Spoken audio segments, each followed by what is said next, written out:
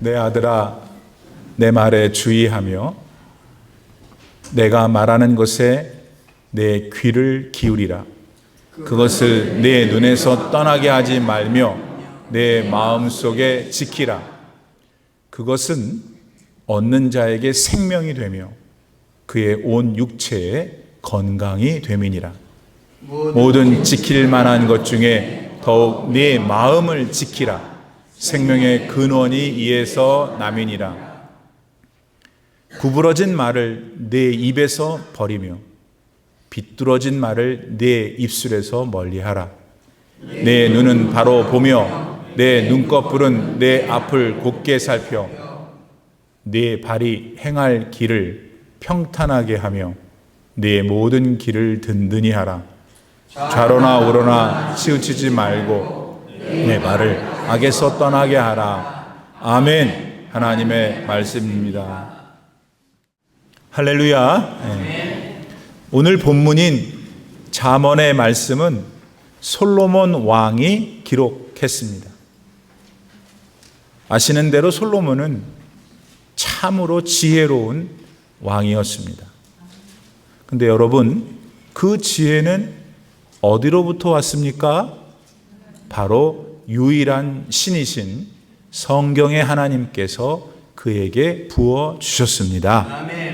그런데 여러분, 살아계신 우리 하나님께서는 오늘날 우리에게도 지혜를 부어 주십니다.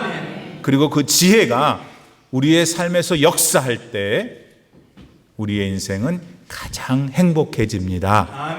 그러므로 오늘의 말씀 속에서 그 지혜를 깨달아 얻는 여러분 되기를 바랍니다.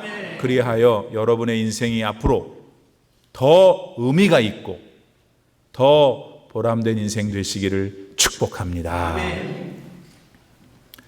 지혜로웠던 이 솔로몬 왕은 어느 날 아들을 부릅니다. 그리고는 마치 먼 길을 떠나는 아들에게 그러는 것처럼 아들의 어깨에 손을 탁 올려놓고 진심 어린 눈으로 바라봅니다. 그리고는 그동안 마음속에 감추어뒀던 비밀처럼 이렇게 또박또박 말합니다. 아들아, 지금부터 내가 하는 말에 주의를 기울여야 한다. 내가 말하는 것에 너의 귀를 꼭 기울여라. 그리고 그 말을 네 눈에서 떠나게 하지 말고 마음으로 깊이 간직해야 한다. 그래야 네가 살고 네 몸도 건강해질 수 있어서다. 알겠느냐? 이렇게 한 것입니다. 이렇게 솔로몬은 하나님의 말씀에 대한 교훈을 시작합니다. 사람에게 생명을 주고 육체의 건강을 가져다 주는 하나님 말씀의 능력을 솔로몬은 아들에게 알려주고 싶은 것이죠. 근데 이렇게 생명이 되고 건강을 주는 말씀은 무엇보다도 여기서부터 시작합니다. 그게 뭘까요? 따라합니다. 잘 듣는 데서부터. 잘 듣는 데서부터. 잘 듣는 데서부터 시작합니다. 그리고 여기서 잘 듣는다는 것은 들어야 할 내용이 다른 게 아니라 바로 하나님의 말씀인 걸 의미합니다. 자, 그런데 만일 여러분이 하루에 듣는 것들이 하나님의 말씀이 없는 세상의 것들 뿐이라면 어떻게 될까요? 가령 하루 종일 뉴스만 듣습니다. 집안에 있죠, 그런 사람. 또 유튜브에서 흘러나오는 건강 얘기, 웃긴 얘기, 은퇴 얘기만 흥미를 갖고 시청합니다. 우리 교회에서도 까똑 밤에도 까똑, 새벽에도 까똑.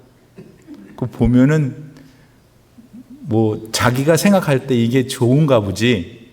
그래갖고 이제 너도 들어라 이렇게 해서 보내는 것 같아요. 어쨌든 그런 걸만 듣고 막 시청을 합니다.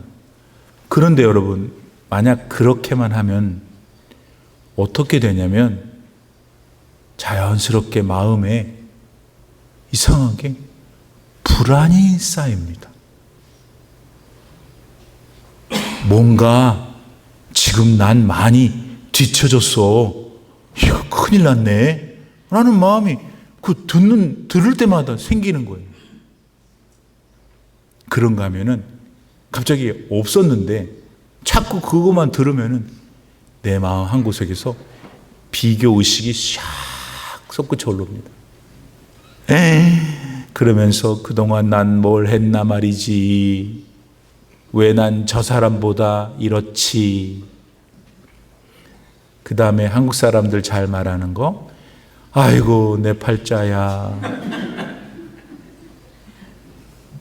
멀쩡한 배우자인데 아무 잘못도 안 했는 남편인데 그냥 싫은 거예요. 그 궁둥이가. 그 사람 아무 잘못도 안 했는데 지가 마음에서 비교의식이 일어나니까 싫은 거야. 그러면 거기서 끝나느냐? 그렇게 하면서 그냥 살기가 싫어져. 의기가 소침해. 그때 또 하필 또 남편이 그때 가만히 있어야 되는데, 여보 점심 언제 먹어? 그러니까 그때 이제 죽는 거지.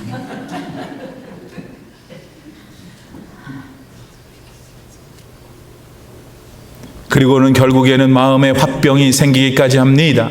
마음에 도단한 짜증이 이내 신경질로 불붙어가지고 분노로 확 퍼지게 되니까 들어야 할 하나님 말씀은 안 듣고 듣지 말아야 할 것들만 하루 종일 들으면 자연히 그렇게 됩니다.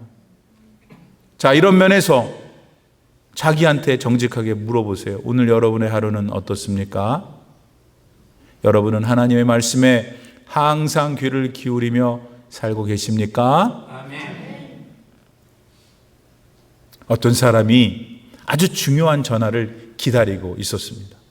근데 그 기다리는 중에 아주 TV를 굉장히 크게 틀고 막 음악도 틀어놨습니다. 그러니 주변이 얼마나 시끄러웠겠습니까? 결국 기다리던 전화가 왔는데 벨소리를 듣지 못합니다. 여러분, 무엇가 문제입니까? 전화가 오지 않는 게 문제입니까? 왔는데 그 소음 때문에 전화벨 소리를 듣지 못한 겁니다. 우리 영혼도 마찬가지예요. 하나님은 말씀하고 계시는데 우리 귀가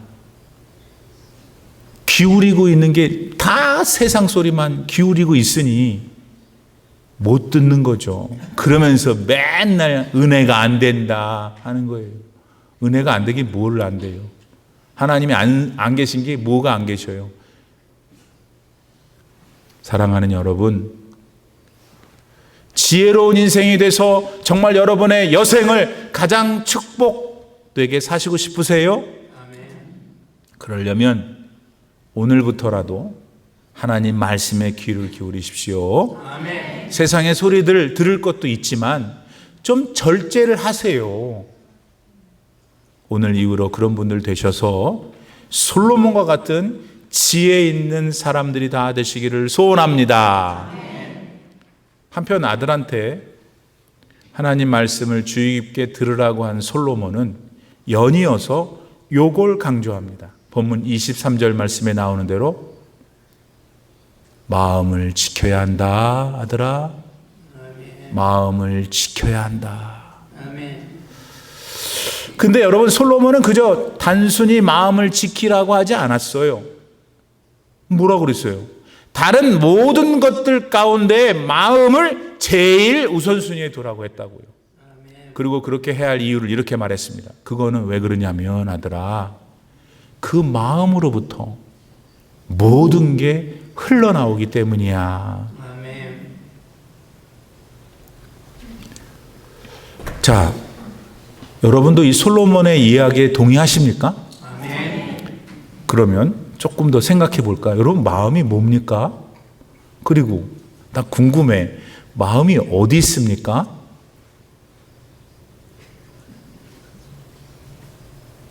이집트 사람들은 마음이 심장에 있다고 생각했습니다. 또 이스라엘 사람들은 마음이 콩팥에 있다고 생각했습니다. 그렇다면 우리 미국 사람들은 마음이 어디 있다고 생각하나요? 그리고 떠나온 조국 우리 대한민국의 사람들은 마음이 어디에 있다고 생각할까요? 다음 주까지 답을 써서 내세요. 마음이 어디에 있는지는 확실히 몰라도, 그런데 한국 사람들한테 있어서 마음이란 말은 매우 친밀한 단어입니다. 이유는 실제 삶에서 그 마음이란 말을 너무나 빈번하게 사용하기 때문이죠. 예를 들어볼까요? 우선 마음이 답답하다야 합니다. 어떤 상태를 마음으로 나타내는 거죠. 마음이 울컥했어. 감정을 표현합니다. 또 우리 마음이 통했다. 관계를 마음을 통해 전해줍니다. 그런가 하면은 난 마음 먹었어. 결단이나 의지를 마음을 통해 나타냅니다. 우리 한국 사람들이 월락 똑똑하지만 우리나라 언어가 얼마나 다양하고 깊은지 몰라요. 왜냐하면 아직도 더 있어.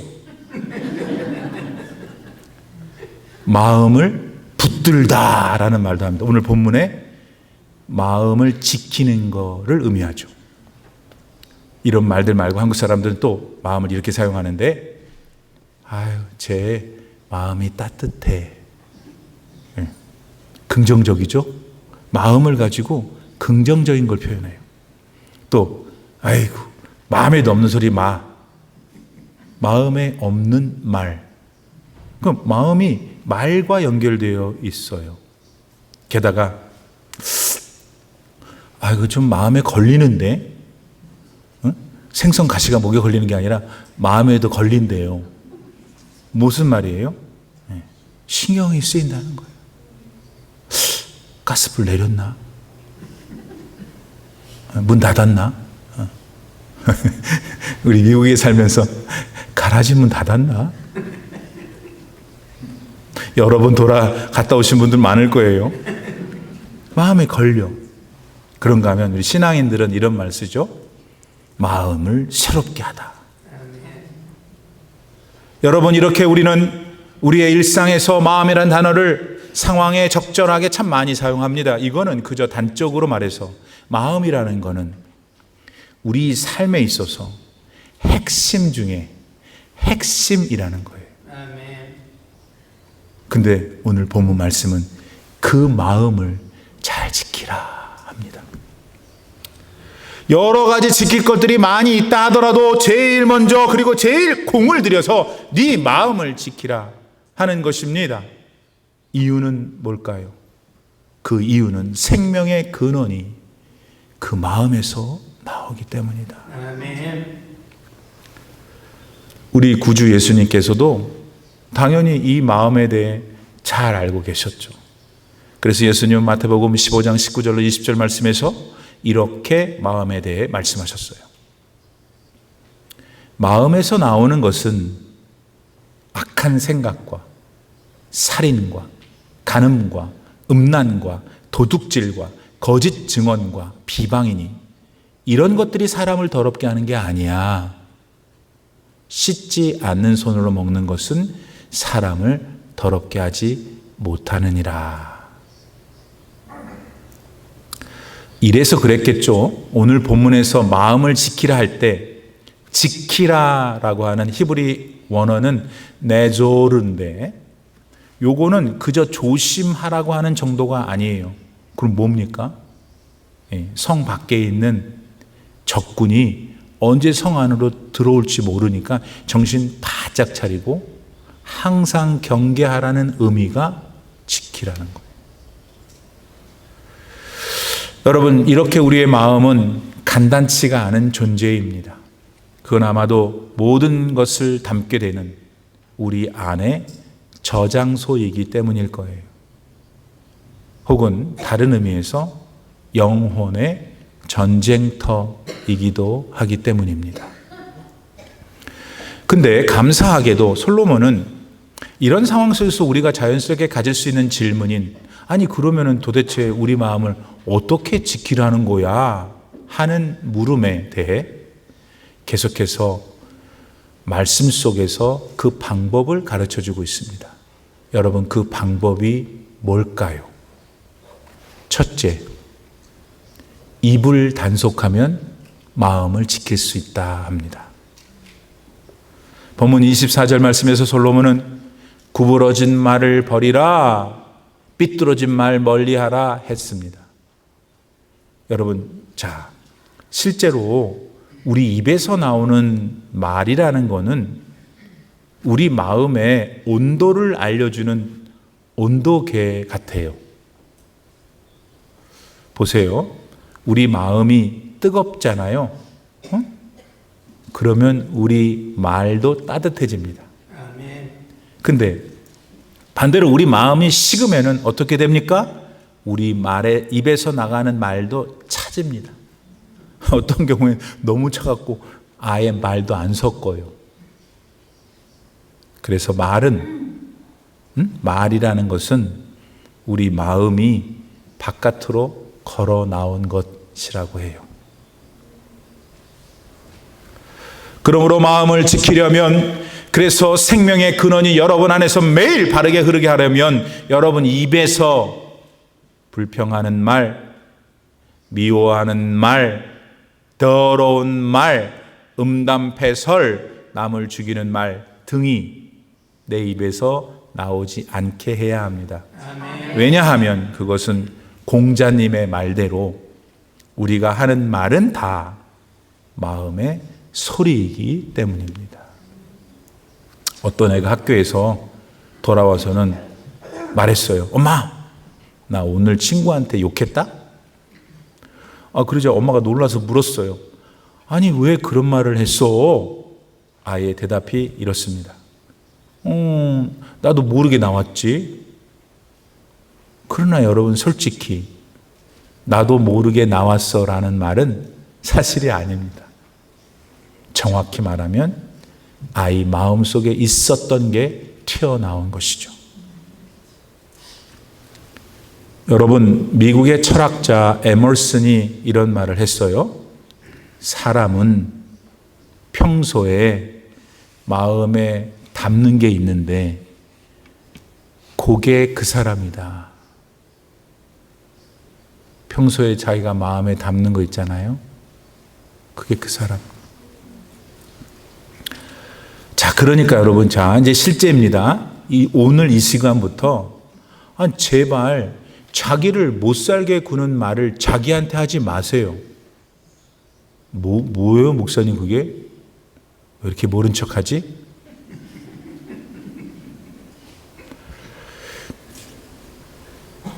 나는 아무 쓸모가 없어. 나는 하는 게 하나도 없어. 사람들한테 그런 말 안 하는데 지가 혼자 속으로 나는 못났어. 왜 나만 이래요. 나는 그래서 아무도 알아주지 않아. 그래서 목사님이 쟤보다 나를 싫어해. 혼자서 아주 다 갔다 왔다 해. 그렇게 자기를 괴롭히는 말을 하지 말고 대신에 나는 예수님이 구원해 주신 소중한 사람이야. 이거 왜 그래? 난 하나님이 만드신 하나님의 자녀야. 내 인생은 그래서 하나님이 지금 인도하고 계셔 라고 말을 해야지. 그래서 여러분 입에서 그런 말들을 하면서 삐뚤어진 말, 어그러진 말 이런 걸 안 하면 그때 자연히 여러분 마음이 다 지켜지는 거예요. 아멘. 그러니까 생명의 근원이 그 마음에서 쫙 흘러나오니까 얼마나 멋진 인생이 되시겠어요. 여러분들 다 그런 분들 되기를 바랍니다.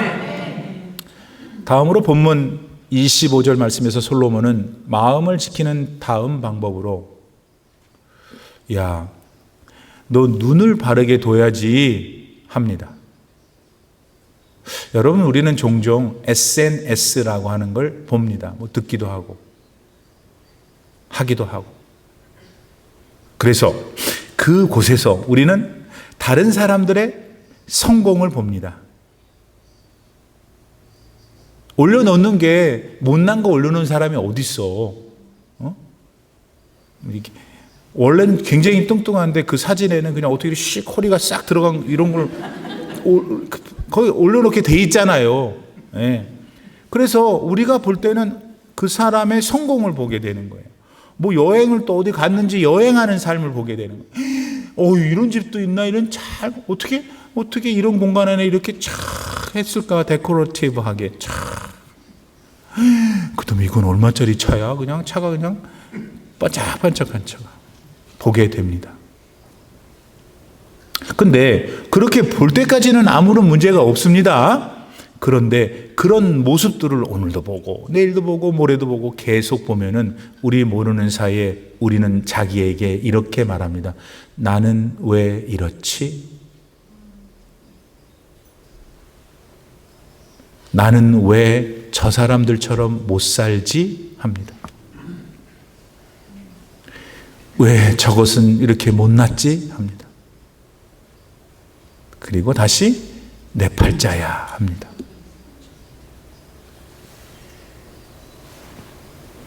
이런 생각들이 인해 원망과 불평으로 이어지기 쉽습니다. 그렇게 우리의 눈이 점점 더 바르게 보지를 못해요. 그러니 결국 마음을 지키기가 어렵게 되죠. 그러므로 우리는 우리 눈이 뭘 보냐 하는 것, 이게 얼마나 중요한 것인지를 오늘 다시 마음에 새겨야 합니다. 여러분, 사실 눈이 머무는 곳에 마음이 따라갑니다. 맞죠? 네. 그래서 문제는 환경이 아니에요. 어떤 사람의 좋은 환경, 나쁜 그런 환경이 아니라 문제가 뭐냐? 내가 평소에 뭘 계속 보고 있느냐? 그게 문제인 거예요. 똑같은 현실인데 어떤 마음으로 보냐에 따라 전혀 다른 인생이 될 수 있습니다. 여호수아 7장에 보면은 아간이라는 사람이 나오는데 이 여리고성을 정복한 다음에 이스라엘 백성들한테 하나님께서 야, 여리고성의 사람들이 가지고 있는 거 아무것도 손대면 안 되고 다 진멸하거라. 신신당부를 하나님께 했어요. 하나님께서 하셨어. 근데 이 아간이라는 사람이 여리고성 백성들의 물건 중에서 일부를 취했어요. 그로 인해서 아간은 본인도 죽고 본인의 새끼들도 다 돌에 맞아 죽는 비극을 겪게 됩니다. 그런데 그런 아간의 모습을 성경은 이렇게 묘사하고 있다는 우리는 잊지 말아야 해요. 여호수아 7장 21절을 제가 대신해서 봉독하겠습니다. 아간이 하는 말입니다. 내가 노력한 물건 중에 시날산의 아름다운 외투 한 벌과 은 200세겔과 50세겔 중에 금덩이 하나를 보고 탐내어 가졌나이다. 보소서 그것들이 내 장막 가운데 땅속에 감추어 있고 은은 그 아래에 있나이다. 아간은 여러 물건들과 함께 금덩이 하나를 보고 탐내었다 했습니다. 뭘 본 곳에 따라 그의 운명이 바뀐 겁니다. 비극적으로 그는 죽고 말았습니다.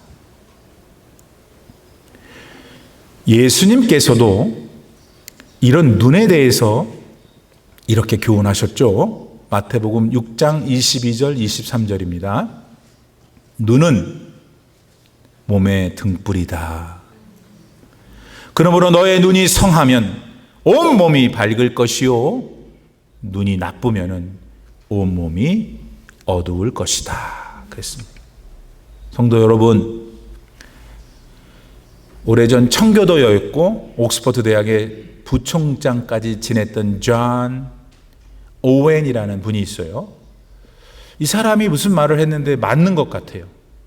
그 사람 뭐라고 그랬냐면, 여러분, 죄는 눈으로 들어와 가지고 마음의 뿌리를 내리고 손으로 나옵니다 라고. 그러므로 오늘 여러분의 시선을 늘 두고 있는 게 뭔지 돌이켜보세요. 여러분의 눈은 하나님의 말씀을 보고 계십니까? 십자가를 바라보고 계십니까? 부활하신 영광의 주님을 보고 계십니까? 아니면 옛날 우리의 믿음의 할아버지, 할머니 아담과 하와가 그랬듯이 자기들의 욕망이 보기에 보암직한 것들을 보는 데 시선이 가 있습니까? 이 시간 성도 여러분은 예수님이 원하시는 것에 여러분의 시선이 가 있기를 바랍니다. 좀 된 노래인데요. 찬송가가 아니라 젊은이들이 부르는 복음성가 중에 인기가 있는 어떤 성가가 있는데 이름이 시선이야. 시선이라는 복음성가가 그 가사가 참 은혜로워요. 제가 읽어드리죠. 나에게로부터 눈을 들어 주님을 보기 시작할 때 주의 일을 보겠네. 내 작은 마음 돌이키사 하늘의 꿈 꾸게 하네. 모든 시선을 주님께 드리고 살아계신 하나님을 느낄 때 내 삶은 주의 역사가 되고 하나님이 일하기 시작하네. 감동적이죠? 예. 오늘 다른 유튜브 보지 말고 유튜브에 시선 딱 눌러서 그 찬송을 들어보시길 바랍니다. 본인만 들어, 또 다른 데 보내지 말고 본인만. 밤이고 낮이고 새벽이고 들으세요. 그리고 오늘 여러분의 시선도 이 노랫말 가사처럼 주님께 향하셔서 여러분의 마음을 지키고 가장 의미 있고 보람된 인생을 계속 살아계시를 축복합니다. 마지막으로 솔로몬은 본문 26절과 27절에서 마음을 지키는 방법 중 이걸 제시합니다. 그건 야, 네 발걸음을 바르게 해라. 여러분, 하늘나라를 향해 가고 있는 우리 그리스도인들에게는 얼마나 빨리 가느냐보다 어느 곳으로 가고 있느냐, 요게 훨씬 중요합니다. 흔히들 남편들은 자동차의 내비게이션보다 지들의 감을 더 중요하게 생각합니다. 그래갖고 내비게이션이 이리로 가라고 하는데도 본인들 생각대로 저리로 갈 때가 있습니다. 일부러 그럽니다. 그러면 대개 경우 어떻게 됩니까? 망하죠. 산길이나 막다른 길로 빠져버리곤 말죠. 근데 그게 그것으로 끝납니까? 어디? 그냥 옆에서 나무라는 옆자리 아내와 또 한바탕 하잖아요. 모든 게 불행으로 끝나버립니다. 왜? 그들의 발걸음이 좌로나 우로 치우쳐서입니다. 처음부터 방향을 바르게 잡고 쭉 나아가질 않아서 그런 겁니다. 그렇다면 지금 여러분은 천국을 향하여 바른 길로 잘 나아가고 계십니까? 아니면은 그저 아무 생각 없이 오늘 여기에 나와 있는데도 아무 생각 없이 어디로 가는지도 모른 채 소중한 인생을 허비하고 계십니까? 여러분, 생각보다 많은 성도들이 아주 중요한 일에서만 하나님을 찾아요. 작은 다른 선택에서는 지 마음대로 해요. 근데 여러분, 인생이라는 것이 알고 보면은 아주 작은 선택들의 결과예요. 하루의 선택, 하루의 습관, 하루의 방향. 이게 여러분들의 여러분됨을 만들 수 있다는 걸 잊지 마셔야 합니다. 고백록이라는 유명한 책 있죠? 고백록을 쓴 독일의 수도가 토마스 아켄피스는 이렇게 말했어요. 당신 발을 봐. 왜? 그거는 당신 마음이 어디에 있는지를 말해주기 때문이야. 아니, 마음하고 발하고 무슨 관계가 있어요? 그대의 발이 가는 곳이 그대의 마음이 있다는 거예요. 요즘 여러분의 발걸음은 그렇다면 어디를 향해 있으신가요? 그 발걸음이 믿음에 기초하시길 바랍니다. 예수님은 하나님이시고 예수님은 구원자시고 나는 그분 때문에 그분의 은혜로 죄사함 받아 영원한 생명을 살 거야. 이 땅에서 사는 동안은 그분이 나를 인도하실 거야. 내가 이 땅에서 죽으면 영원한 하나님 나라가 영생할 거야. 믿음의 기초에서 걸어가라는 거예요. 사도 바울은 고린도후서 5장 7절 말씀에서 이렇게 외쳤잖아요. 그래서 우리는 믿음으로 걷고 보는 곳으로 걷지 아니하노라. 할렐루야. 그래서 오늘 저와 여러분의 고백도 이 바울의 고백이 되기를 바랍니다. 그래서 우리 마음을 항상 지켜가지고 예수님 안에서 지켜가지고 행복하고 감사하고 생동감이 넘치는 인생이 되기를 축복합니다. 그래서 여러분이 살아계시기 때문에 여러분이 지금 교회에 나와 앉아 있기 때문에 여러분 주변의 사람이 가장 행복해지는 복된 인생들이 되시기를 축원합니다.